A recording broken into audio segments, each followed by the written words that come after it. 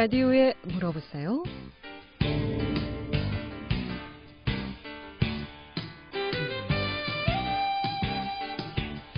여러분 안녕하십니까? 라디오에 물어보세요. 진행의 김혜정입니다. KBS 원주방송국 라디오에 물어보세요는 매주 월요일부터 금요일까지 우리 생활과 밀접한 다양한 분야의 생활 상담을 해드리고 있습니다. 오늘은 법률 상담입니다. 법적인 조언이나 상담 필요하시면 전화 주시기 바랍니다. 이용해서 상담 전화번호 알려드리겠습니다. 이용해서 상담 전화는 764국에 6335번, 764국에 6336번 또는 전화가 번거롭거나 또 곤란한 분들은 문자 샵 8950, 문자 샵 8950으로 상담해 주시면 되겠습니다. 오늘은 제갈철 변호사 모시고 돈 문제, 돈 안 갚으면 무조건 사기가 되는지, 또 차용증을 받지 않은 경우에는 돈을 좀 받을 수 없는지, 돈 관련된 내용을 좀 알아보면서 또 투자와 또 대여 어떤 차이가 있는지 좀 상담해 보겠고요. 이 밖에도 명예훼손이라든가 땅 문제, 고소 고발, 또 사고나 분쟁으로 법적인 조언이나 상담 필요하시면 전화 주시기 바랍니다. 이용해서 상담 전화 다시 한번 알려드리고 시작합니다. 이용해서 상담 전화 764국에 6335번, 764국에 6336번 두 대의 전화 준비되어 있습니다. 제갈철 변호사 모시겠습니다. 안녕하십니까? 안녕하십니까? 네. 지난 시간에 이어서 이 돈 문제 마주 마무리 좀 하도록 하겠습니다. 이 돈을 빌려주고 차용증을 안 받으면 인정을 정말 못 받는 건지 너무 어떻습니까? 네, 차용증이 없으면 돈을 빌려주고도 돈을 못 받거나 네. 아니면 소송을 하더라도 질 것이다 라고 생각하시는 분들이 간혹 있는데요. 전혀 그렇지는 않습니다. 다만 차용증이라는 게 왜 필요하냐면 우리가 단순히 송금을 했던 내역이라든지 아니면 현금을 줬더라도 영수증만 받은 증거만 가지고는 이 돈을 쓰라고 그냥 준 건지 아니면 빌려준 건지 아니면은 뭐 투자금으로 준 건지 알 수가 없어서 나중에 분쟁이 생길 수 있거든요.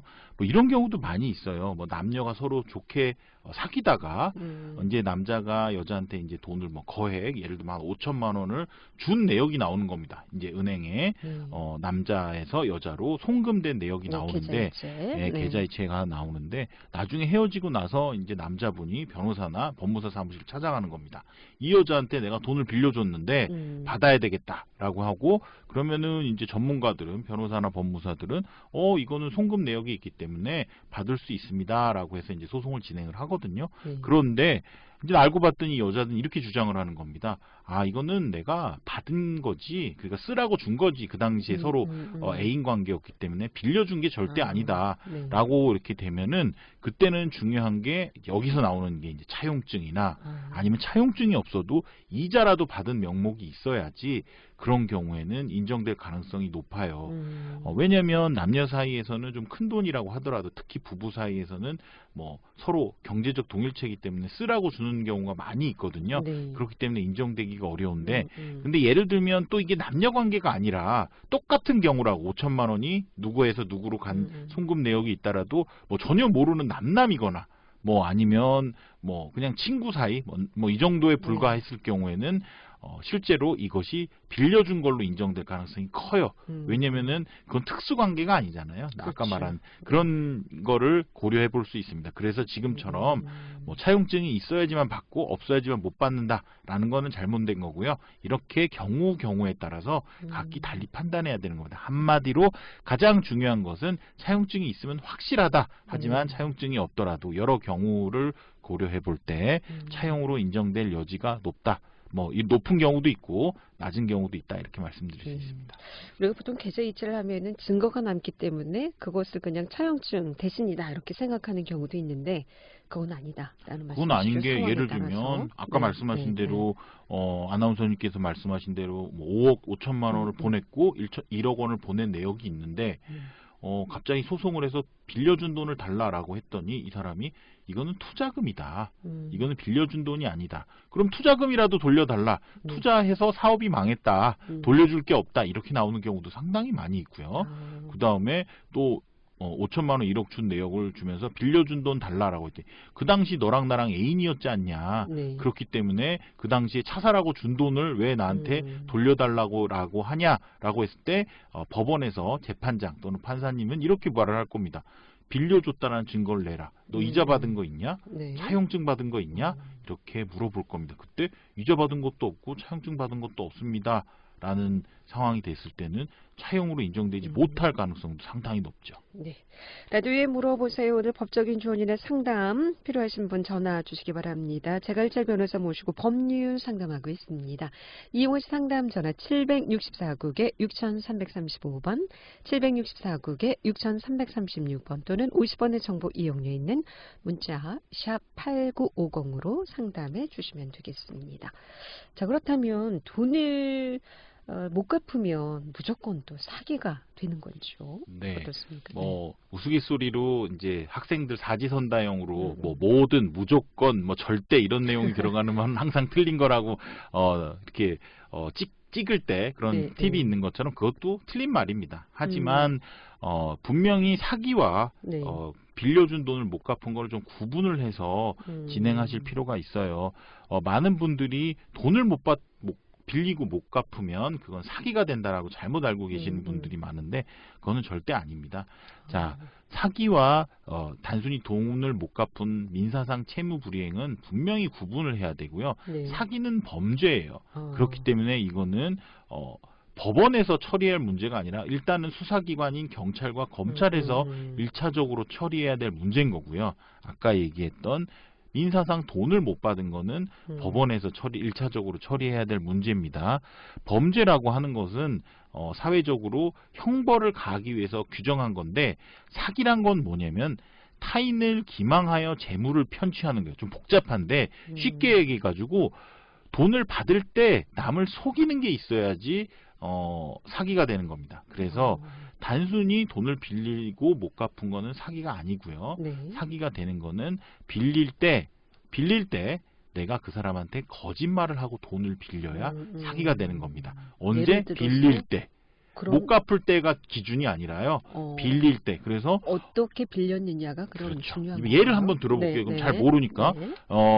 쉽게 얘기해서 친구야, 나한테 1,000만 원만 빌려줘. 나 삼성전자 다니고 있고 나는 월급이 1,000만 원이니까 한 달 월급만 받아서 너한테 이 돈을 금방 줄게 라고 얘기를 하고 돈을 빌렸습니다. 네. 근데 진짜 그 친구가 그 회사에서 다니고 그 정도 월급을 받는데 갑자기 IMF가 터졌거나 명예퇴직이 됐거나 아니면은 갑자기 해고가 되는 바람에 월급을 못 받아서 못 갚은 경우, 이때는 사기가 아닙니다. 왜? 거짓말을 돈을 못 갚은 건 둘 다 똑같지만 이거는 거짓말을 한 게 하나도 없단 말이에요. 그리고 근데 알고 봤더니 그런데 알고 봤더니 이 친구는 그렇게 좋은 회사에 다니지도 않고 백수였고 월급이 1,000만 원도 아니었고 그리고 그런 상황이 전혀 아니었다는 걸 밝혀진 거예요. 그리고 돈을 못 갚은 거예요. 그러면은 둘 다 한 말도 똑같고 둘 다 돈을 못 갚은 것도 똑같지만 첫째 번째 사람은 아무 죄가 없는 민사상 채무불이행, 즉 1,000만 원을 갚아야 되지만 범죄를 저지른 사람은 아닌 거예요. 네. 그러나 두 번째 사람은 범죄를 저지른 사기꾼이 되는 겁니다. 그래서 여러분이 뭐가 사기냐, 뭐가 돈을 그냥 단순히 못 갚은 민사상 채무불이행이냐, 이걸 구분할 때는 이거 하나만 기억하시면 됩니다. 나한테 돈을 받아간 그 사람이 나한테 돈을 받아갈 때 뭐라고 하고 받아갔는지만 기억해 놓으시면 그것이 거짓말이면 사기고 그것이 참말이면 돈을 못 갚았다고 하더라도 그거는 사기가 안 되는 거예요. 거짓말을 해서 돈을 어떤 경우에서 빌려갔느냐, 그것이 좀 중요하다. 빌려갔을 수도 있고 다른 명목으로 받아갔을 수도 있는데 어떤 분은 내가 고위공직자를 아니까 이 일을 잘 처리해주겠다라고 받아가는 경우도. 근데 알고 봤더니 고위공직자를 알지도 못하고 그걸 처리할 능력도 없고 이런 게 바로 사기입니다. 근데 고위공직자를 아는 관계는 확실하고 또 어떻게 하려고는 했어요. 하지만 잘 되지 않았을 경우 그런 경우에는 그러면 사기는 안 되고 사기는 아니고 다른 범죄가 뭐 술해죄나 뭐 아. 증례죄, 변호사법 위반 이런 다른 범죄가 성립이 음. 되겠죠. 사기는 안 될 겁니다. 즉 사례 상당한 사례가 많을 텐데 그 네. 사례 내용에 따라서 정말 사기인지 아닌지 그래서 술죄가 일반인들은 되는지 예, 네. 일반인들은 이 사람이 나한테 사기를 쳤냐 안 쳤냐를 구분하는 가장 큰 기준은 나한테 돈을 받아갈 당시 그 나중 얘기는 하지 마세요. 왜냐면은 이제 저희 사무실에 와서 이렇게 많은 얘기를 하시는 분들이 네. 본인들 속상한 얘기, 나중에 뭐 돈 빌려줄 때 얘기는 안 하시고 네. 그 후에 이놈이 얼마나 나쁜 놈이고 돈도 안 갖고 뺀질뺀질하고 뭐 이런 얘기를 많이 하시는데 전화도 자, 안 받고 전화도 안 받고 네. 돈도 있는 것 같은데 안 주고 뭐 네. 이런 얘기를 하시는데 사기가 되냐 안 되냐는 그 이후의 아, 것은 중요하지 않고 중요하지. 나한테 돈을 받아갈 당시에 음. 뭐라고 하고 받아갔는지가 중요합니다. 예. 라디오에 물어보세요. 오늘은 자갈철 변호사 모시고 법률 상담하고 있습니다. 법적인 조언이나 상담 필요하시면 전화 지금 주시기 바랍니다. 라디오에 물어보세요는 40분까지 방송됩니다. 끝날 무렵 전화해서 상담 제대로 못 받고 끊는 경우가 많은데 지금 시간 여유 있습니다. 미리미리 전화해서 상담 받으시길 바라겠습니다. 함께하고 계신 지금 시각 11시 24분 정각입니다.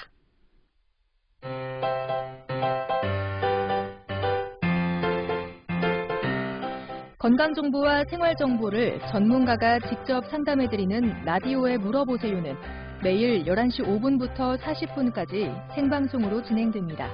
이 방송은 KBS 원주라디오 유튜브 채널을 통해 다시 들으실 수 있습니다.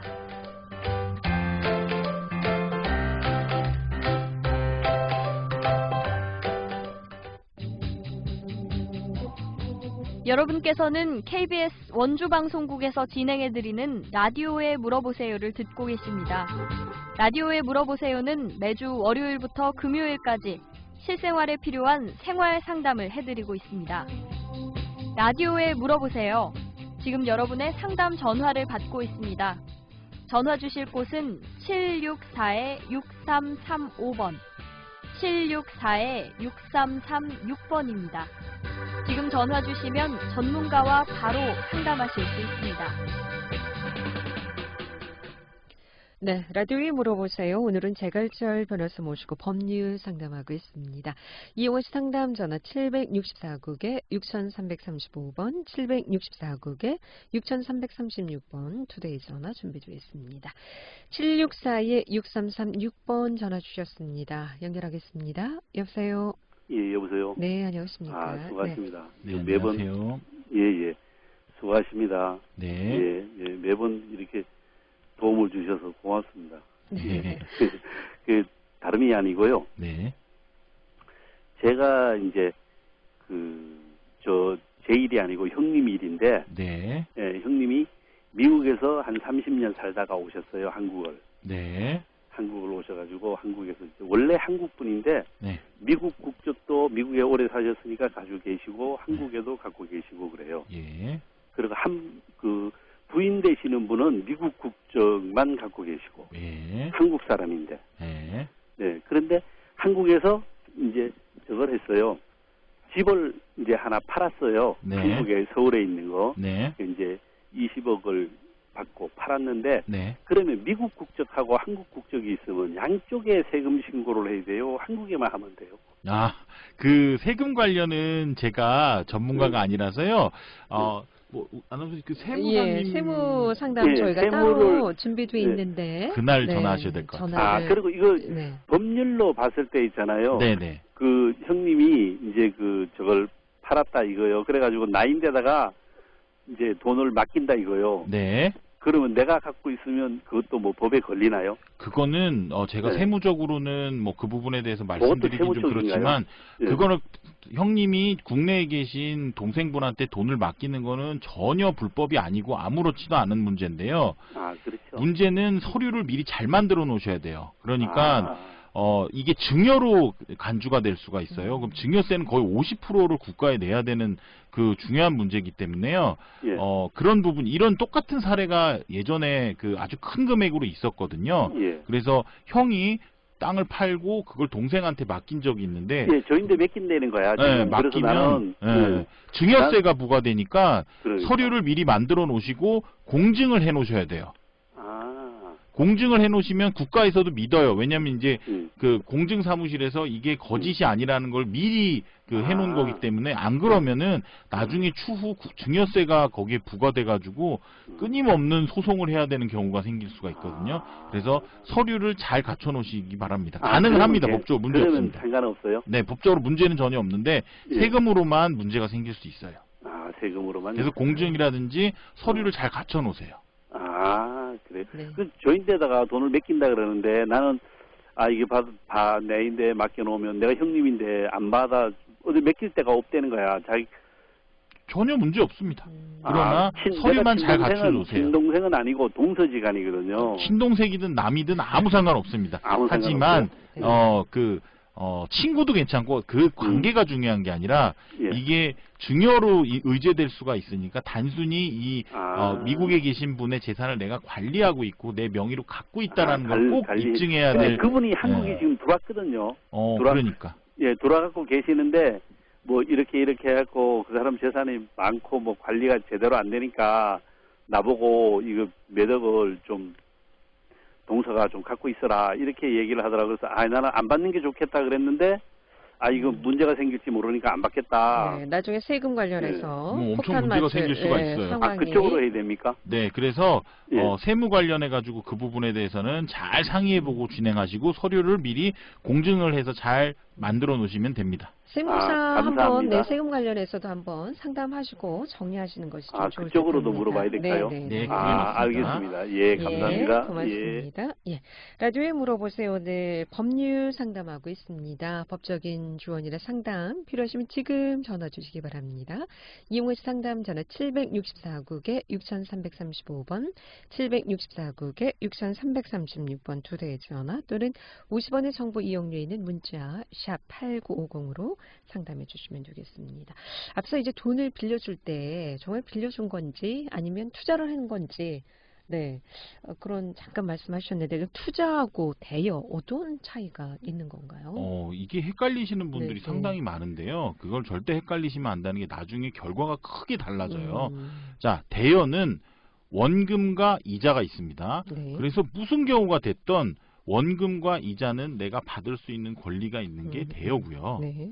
투자는 내가 어떤 사업에 돈을 넣는 건 똑같아요. 네. 지급하는 거는. 하지만 그 사업의 지분을 내가 가지게 되는 거고 그 다음에 아까 대여처럼 원금과 이자를 받는 게 아니라 수익을 분배받는 거거든요. 네. 그렇기 때문에 사업이 망하면 수익을 전혀 분배받지 못함은 물론이고 내가 지급한 원금마저 투자 원금마저 손실될 수 있는 위험이 있다는 게 이게 투자입니다. 그래서 나중에 이것도 극명하게 이제 재판할 때 크게 이슈가 되는 건데요.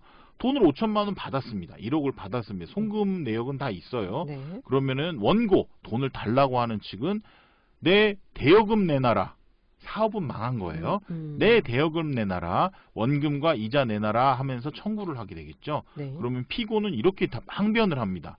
이게 무슨 대여냐. 너는 이 사업에 투자를 했고 이 사업이 망했기 때문에 나는 너한테 돌려줄 돈이 하나도 없다. 그러니까 투자라는 것은 동업 의미라고. 동업일 수도 있지만 네. 예를 들면 동업이 아닐 수도 있어요. 삼성전자 주식을 사는 것도 투자고요. 네. 그건 동업이라고 보지는 않잖아요. 누가 그렇죠. 우리가 삼성전자랑 동업하는 건 아니고 뭐 현대건설에다가 돈 하는 거를 뭐 그것도 투자예요. 하지만 그것도 투자의 속성을 그대로 갖고 있어요. 뭐냐면 수익을 분배받지만 네. 원금도 만약에 사업이 망하거나 네. 그 사업이 잘못됐을 때는 원금이 보장이 안 될 수도 있는 게 손실을 보는 것이 바로 투자고요. 네. 대여는 실제로 돈을 받든 못 받든 법률적으로는 이 사람이 나한테 원금과 이자를 줘야 되는 거예요. 하지만 실제로는 돈이 없으면 못 줄 수도 있겠죠. 그렇죠. 하지만 법률적으로는 그렇다는 거예요. 하지만 투자는 법률적으로도 사업이 망하면 돈을 줄 의무가 없어지는 거예요. 이게 극명하게 다 나눠지는 겁니다. 예. 라디오에 물어보세요. 오늘 법률 상담하고 있습니다. 함께하고 계신 지금 시각 11시 32분 지나고 있습니다.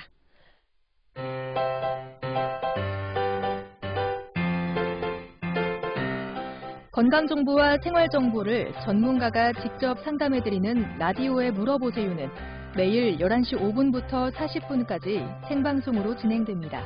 이 방송은 KBS 원주 라디오 유튜브 채널을 통해 다시 들으실 수 있습니다.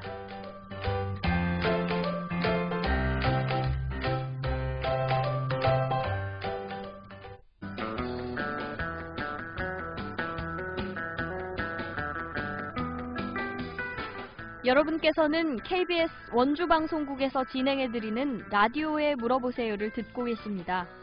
라디오에 물어보세요는 매주 월요일부터 금요일까지 실생활에 필요한 생활 상담을 해드리고 있습니다. 라디오에 물어보세요.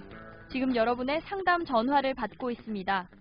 전화 주실 곳은 764-6335번, 764-6336번입니다. 지금 전화 주시면 전문가와 바로 상담하실 수 있습니다. 네, 라디오에 물어보세요. 오늘은 재갈철 변호사 모시고 법률 상담하고 있습니다. 오늘 돈 문제 상담하고 있는데요. 이 밖에도 땅 문제라든가 또 뭐 주택상가 임대차 보호법, 가사 문제, 또 법적인 조언이나 상담 필요하시면 지금 전화 주시기 바랍니다. 이용을 상담 전화 764국에 6335번, 764국에 6336번 투데이 전화 또는 50원의 정보 이용료 있는 문자 샵 8950으로 상담해 주시면 되겠습니다. 앞서 이제 투자냐 대여냐 의미를 이제 정립해 주셨는데 근데 이제 이 법적인 분쟁이 발생하는 것이 이제 나는 투자를 했다, 나는 대여를 했다.